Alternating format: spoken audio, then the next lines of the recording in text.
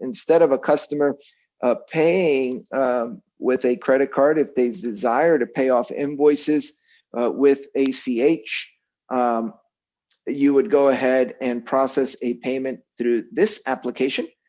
This is your standard receipts entry application within your JD Edwards, but we enhanced this application, adding new capabilities to interact with our ACH payment gateway.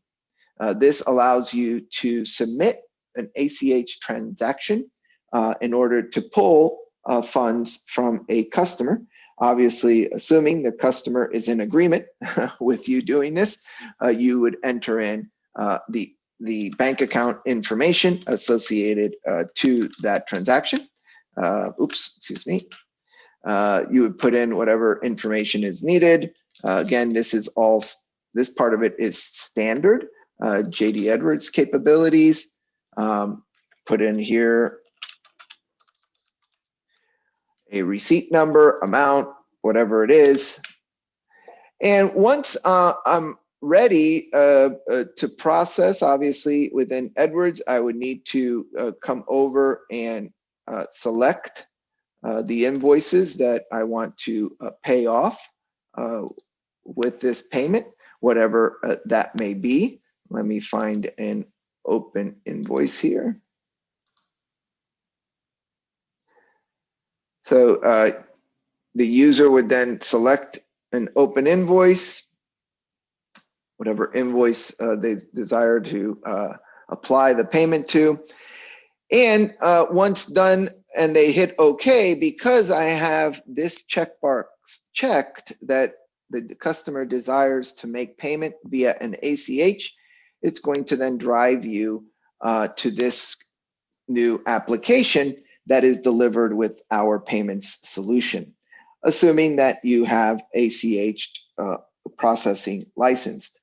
This allows you to set up bank account information, encrypted bank account numbers for transit numbers and bank account numbers, just like you do with credit card, where you would store certain information within the JD Edwards table, but a token is then referencing the actual information off in the gateway, and allowing you to select the bank account that they desire to use if they have more than one with you.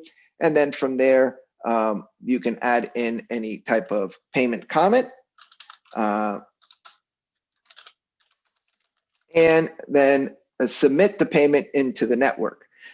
Now, I know this is going to give a decline here because the account I have is not a valid testing account, but basically this talks out to the network and will then validate the information against the payment network. And if the account is valid, will then come back and give an authorization code similar to a credit card authorization, allowing you to then process that payment into your JD Edwards and submitting that payment into the ACH network, which normally takes somewhere between 3 and 4 days to clear through all of the clearing houses, the Federal Reserve, and so on, and then be funded back to your funding account and your JD Edwards operating bank account. Similar to, obviously, if you were to receive a check, you would apply it and then go and deposit it, and it takes a few days for it to clear out of through your bank account.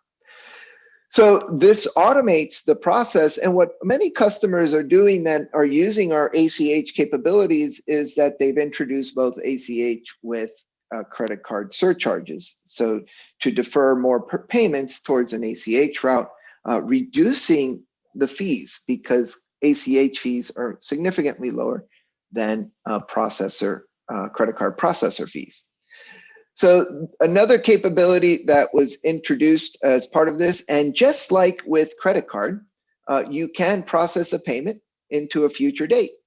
So if the customer wants to pay an ACH because it's due on a certain date, or maybe they want to pay it a few days before the due date, you can go through and schedule, again, that payment to occur on that specific date, whatever it is, and then apply a reason code against that payment if there was any type of short payment that was applied and the invoice was not fully paid.